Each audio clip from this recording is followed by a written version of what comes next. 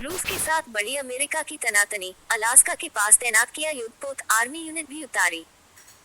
Alaska तट के पास रूसी और चीनी सैन्य गतिविधियों के कारण बड़े तनाव के चलते अमेरिकी सेना लगातार अलास्का के पास अपनी उपस्थिति बढ़ा रही है। अमेरिका ने यहां युद्धपोत उतार दिया है और लंबी दूरी की मिसाइल प्रणाली से लैस एक सेना इकाई को भी तैनात किया गया है। अलास्का क्षेत्र में रूसी और चीनी सैन्य गतिविधि तेज होने के बाद अमेरिकी सेना यहां अपनी उपस्थिति बढ़ा रही है। अमेरिका ने वॉरशिप के साथ साथ लंबी दूरी की मिसाइल प्रणालियों से लैस सेना इकाइयों को तैनाती के लिए भेजा है। अलास्का तट के पास रूसी नौसेना के हालिया अभियानों के जवाब में यूएसएस टेरेट विध्वंसक को भेजा गया है। अमेरिकी सेना के जवान भी सुदूर अलास्का द्वीप पर उतर गए हैं।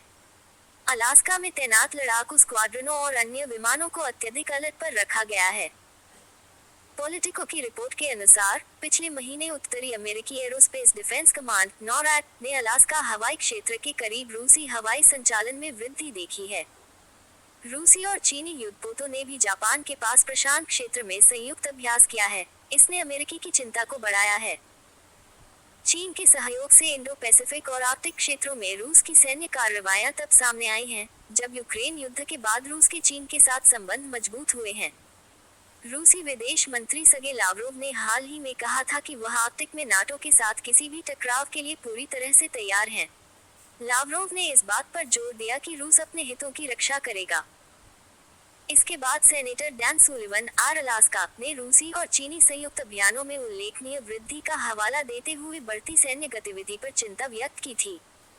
जुलाई में नॉरैड ने अलास्का तट से सिर्फ 200 मील की दूरी पर उड़ान भर रहे रूसी और चीनी बमवर्षकों को रोका भी था। ये पहली बार था जब दोनों देशों के विमानों को एक साथ रोका गया था। अमेरिका का कहना है कि रूसी सेनाएं अलास्का के पास अपनी उपस्थिति बढ़ा रही हैं।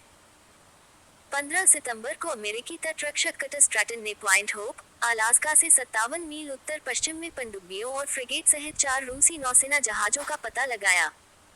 जब जहाज अंतर्राष्ट्रीय जल क्षेत्र में रहे, तो उन्होंने अमेरिका के विशिष्ट आर्थिक क्षेत्र के अंदर लगभग 30 मील की दूरी तय की। ऐसे में उसने भी क्षेत्र में अपनी आर्मी यूनिट भेजी है। अमेरिकी सेना की 11वीं एयरबोर्न डिवीजन पहली और तीसरी मल्टी डोमेन टास्क फोर्स की इकाइयों के साथ अभ्यास के लिए लेउतियन द्वीप समूह में शेमिया में तैनात की गई। क्षेत्रीय रक्षा क्षमताओं को बढ़ाने के लिए इकाइयां रडार और उच्च गतिशीलता आर्टिलरी रॉकेट सिस्टम से लैस हैं। अमेरिका का सैन डिएगो में होम पोर्ट किया गया यूएसएस टेरेट विध्वंसक बेरिंग सागर में गश्त के बाद लेउतियन में डच हार्बर पर रुका है।